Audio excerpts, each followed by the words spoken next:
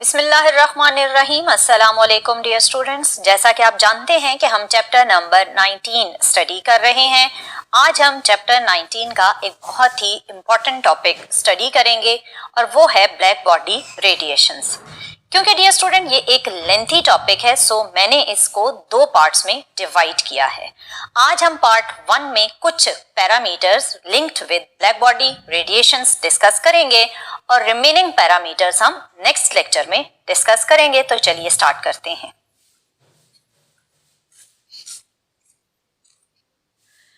Dear student, जैसा कि मैंने आपको बताया कि आज का हमारा टॉपिक है ब्लैक बॉडी रेडिएशंस।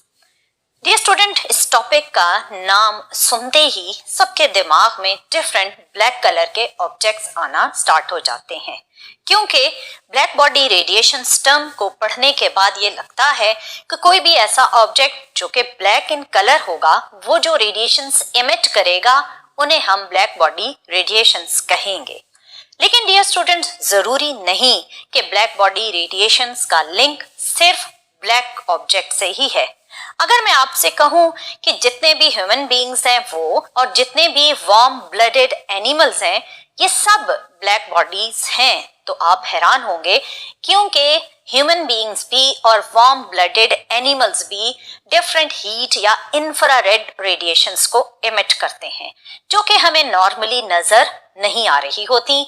लेकिन अगर किसी भी ह्यूमन बॉडी को अंधेरे में थर्मल कैमरा के थ्रू ऑब्जर्व किया जाए तो कुछ इस तरह के इमेजेस बनते हैं, और ये इमेजेस उन ह्यूमन बॉडीज में से इमिट होने वाली हीट रेडिएशंस या जिन्हें इंफ्रारेड रेडिएशंस कहते हैं उन्हें इंडिकेट करता है। सो आपने देखा कि ये जरूरी नहीं कि ब्लैक कलर के ही ऑब्जेक्ट्स हैं जिन्हें हम स्टडी करेंगे ब्लैक बॉडी रेडिएशंस के टॉपिक में। डियर स्टूडेंट, सबसे इंपॉर्टेंट जो ब्लैक बॉडी है वो है सन, क्योंकि सन वो ऑब्जेक्ट है जो सारी रेंज ऑफ रेडिएशंस को इमिट करता है। आपने इलेक्ट्रोमैग्नेटिक स्पेक्ट्रम को रिपीटेडली कई लेक्चर्स में ऑब्जर्व किया।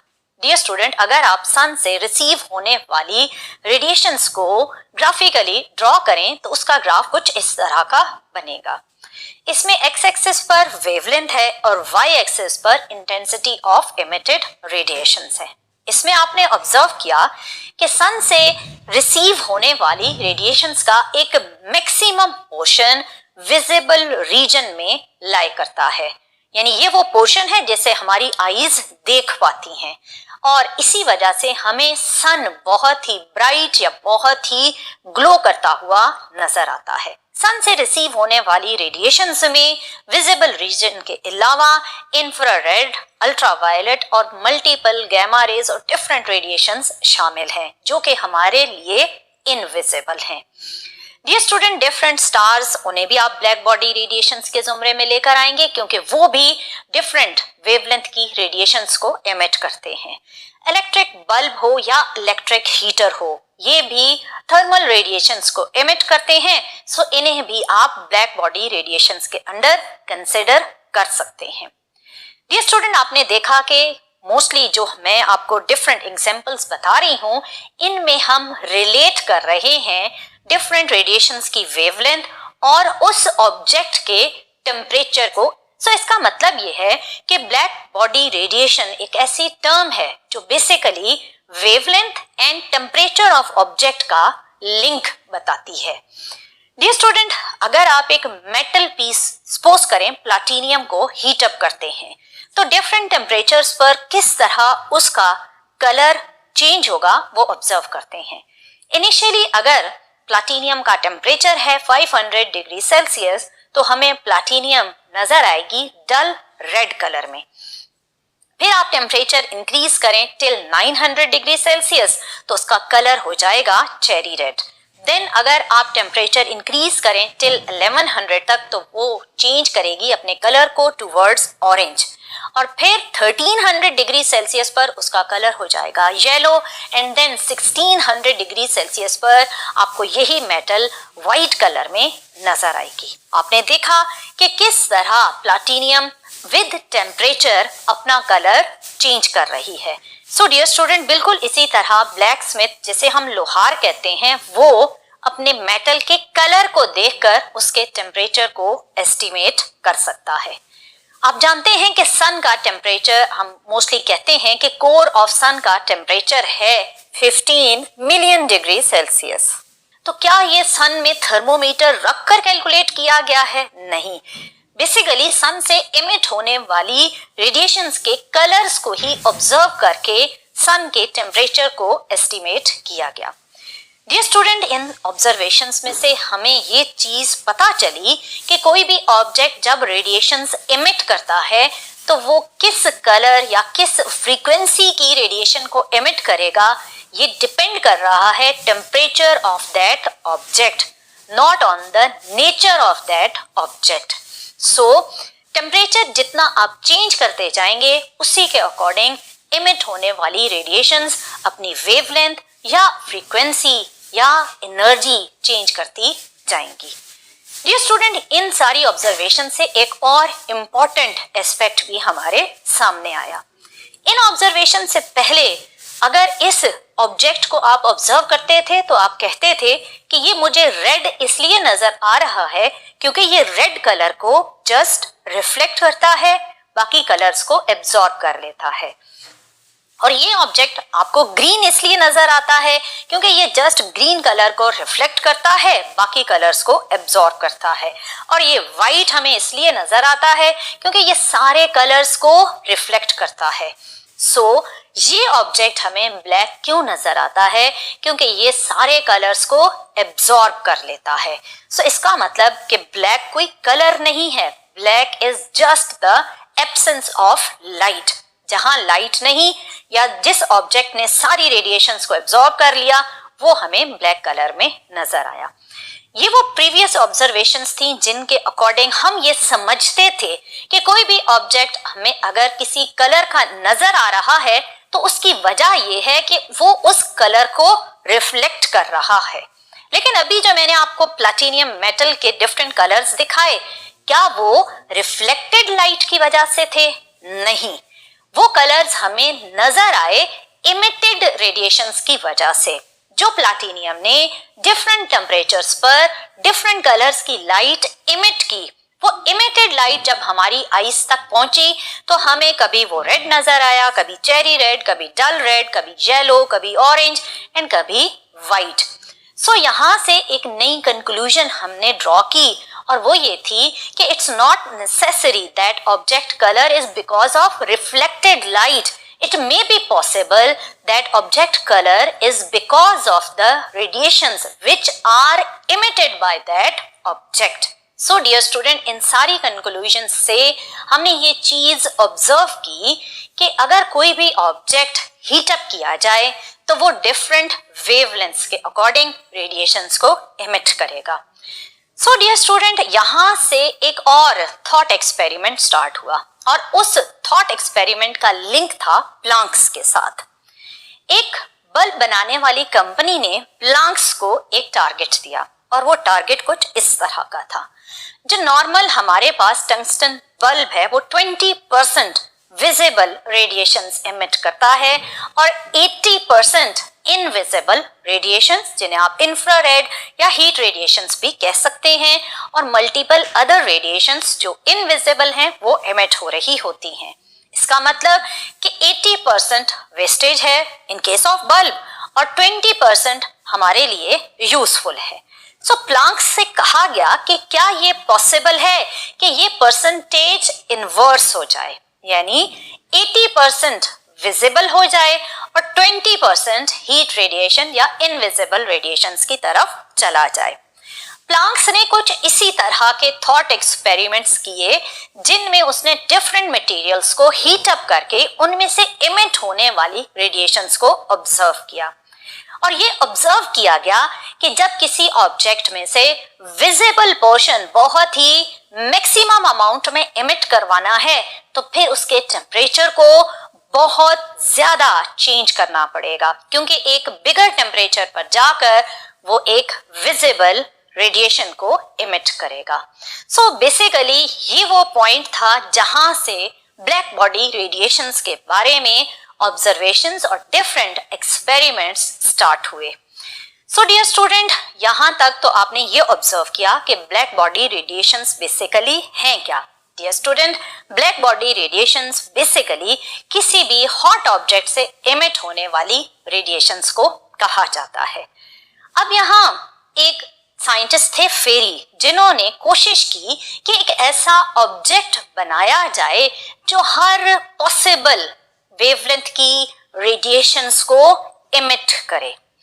अगर ऐसा ऑब्जेक्ट बनाया जाए जो हर पॉसिबल रेडिएशन को एमिट करे, तो फिर इसके लिए तो ये भी जरूरी है कि पहले वो ऑब्जेक्ट हर पॉसिबल रेडिएशन को एब्जॉर्ब करे, क्योंकि जब वो रेडिएशंस को एब्जॉर्ब करेगा तभी according to law of conservation of energy वो उन पॉसिबल रेडिएशंस को री एमिट कर सकेगा। सो साइंटिस्ट फेरी ने एक ब्लैक बॉडी बनाने की एफर्ट की, और वो ब्लैक बॉडी कुछ इस तरह की हॉलो कैविटी थी। इस हॉलो कैविटी के इंटीरियर साइड को कोट कर दिया गया विद लैम्प ब्लैक या विद ग्रेफाइट। जो आपकी पेंसिल के अंदर लेड यूज हुआ होता है, वो बेसिकली ग्रेफाइट या कार्बन मटेरियल भी एक बेस्ट एब्जॉर्बर है। लैम्प ब्लैक एक ऐसा मटेरियल है जो ऑलमोस्ट 97% इंसिडेंट रेडिएशंस को एब्जॉर्ब कर लेता है। सो इस हॉलो कैविटी के इंटीरियर को सूट, ग्रेफाइट, लैम्प ब्लैक इन मटेरियल्स के साथ कोट कर दिया गया, ताकि इसका इंटीरियर एक बेस्ट एब्जॉर्बर बन सके।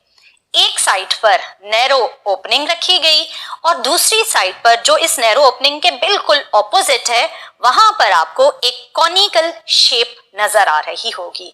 ये इसलिए रखी गई कि जब रेडिएशंस इसमें से एंटर हो, तो अगर ये सामने वाली साइड बिल्कुल इस तरह का कर्व कैरी करे, तो पॉसिबिलिटी है कि रेडिएशंस रिफ्लेक्ट बैक होकर इस नैरो ओपनिंग में से बाहर आ जाएं। लेकिन हमने इस पॉसिबिलिटी को भी खत्म करना है। हम ये चाहते हैं कि जितनी रेडिएशन इस ओपनिंग में से इस ऑब्जेक्ट के अंदर एंटर हो, वो सारी की सारी एब्जॉर्ब हो जाएं। तो ये कॉनिकल शेप इंसिडेंट रेडिएशंस को इंटरनली रिफ्लेक्ट करेगी, और जितनी भी रेडिएशंस इसमें एंटर हुई, डियर स्टूडेंट, आपने ऑब्जर्व किया कि वो इंटरनल रिफ्लेक्शंस के बाद इसी ऑब्जेक्ट के इंटीरियर में एब्जॉर्ब हो जाएंगी। सो इनिशियली ये होता है कि इसका इंटीरियर लो टेम्परेचर पर होता है, और इसकी एक्सटीरियर यानी एक्सटर्नल साइड हाई टेम्परेचर पर होती है। सो रेडिएशंस हायर टेम्परेचर से फ्लो करती हैं टुवर्ड्स द लोअर टेम्परेचर, और ये फ्लो का प्रोसेस उस वक्त तक कंटिन्यू रहता है जब तक इंटीरियर और एक्सटीरियर के बीच में एक थर्मल इक्विलिब्रियम नहीं आ जाता। सो मैक्सिमम रेडिएशंस जब ये एब्जॉर्ब कर लेता है, थर्मल इक्विलिब्रियम अटेन हो जाता है, तो इस नैरो ओपनिंग को बंद कर दिया जाता है। अब ये हमारे पास कैविटी या ये ऑब्जेक्ट एक बेस्ट इमिटर बन चुका है। अब अगर आप इस ऑब्जेक्ट को हीट अप करें, तो इसके इंटीरियर का टेम्परेचर इंक्रीज होना शुरू हो जाएगा। जैसे ही इसका इंटरनल टेम्परेचर बढ़ेगा, तो ओपनिंग में से radiations towards the lower temperature emit होना स्टार्ट हो जाएंगी। सो जब ये रेडिएशंस इमिट हुई, तो इनको फर्दर फिर साइंटिस्ट थे ल्यूमर एंड प्रिंगशियम, उन्होंने एक एक्सपेरिमेंटल अरेंजमेंट के थ्रू इस ब्लैक बॉडी में से इमिट होने वाली डिफरेंट रेडिएशंस को डिफरेंट टेम्परेचर्स के अकॉर्डिंग स्टडी किया। उन्होंने जो एक्सपेरिमेंटल अरेंजमेंट यूज की, वो कुछ इस तरह से थी। डियर स्टूडेंट, आपने ब्लैक बॉडी को हीट किया, उसमें से इमिट होने वाली रेडिएशंस को आपने स्लिट में से पास किया। स्लिट में से पास होने के बाद वो फॉल हो रही हैं एक कॉनकेव रिफ्लेक्टर पर। कॉनकेव रिफ्लेक्टर से रिफ्लेक्ट होने के बाद ये रेडिएशंस फॉल हो रही हैं प्रिज्म पर, और ये प्रिज्म आपने प्लेस किया किसके ऊपर? टर्न टेबल के ऊपर, जो आपने फर्स्ट ईयर में बड़ी डिटेल में पढ़ा था। इस प्रिज्म से पास होने के बाद ये रेडिएशंस अपनी डिफरेंट वेवलेंथ्स के अकॉर्डिंग सेपरेट हो जाएंगी, और ये सेपरेट हुई वेवलेंथ अगेन एक कॉनकेव रिफ्लेक्टर पर फॉल कर रही हैं, और कॉनकेव रिफ्लेक्टर से रिफ्लेक्ट होकर वो मूव कर रही हैं टुवर्ड्स अ डिटेक्टर, और इस डिटेक्टर के साथ एक अगेन गैल्वानोमीटर अटैच होता है जो रिसीव होने वाली रेडिएशंस की इंटेंसिटी को काउंट करता है। डियर स्टूडेंट, आपने ये एक्सपेरिमेंटल अरेंजमेंट ऑब्जर्व की। इस एक्सपेरिमेंटल अरेंजमेंट में ल्यूमर और प्रिंशियम ने ब्लैक बॉडी को डिफरेंट टेम्परेचर्स के अकॉर्डिंग हीट करके रिसीव होने वाली रेडिएशंस की वेवलेंथ और इंटेंसिटीज के डाटा को कलेक्ट किया। सो हमारे पास इस एक्सपेरिमेंटल अरेंजमेंट से जो डाटा कलेक्ट हुआ उसमें 3 वेरिएबल्स थे। एक था टेम्परेचर, दूसरा था वेवलेंथ ऑफ इमिटेड रेडिएशंस और तीसरा था इंटेंसिटी ऑफ इमिटेड रेडिएशंस।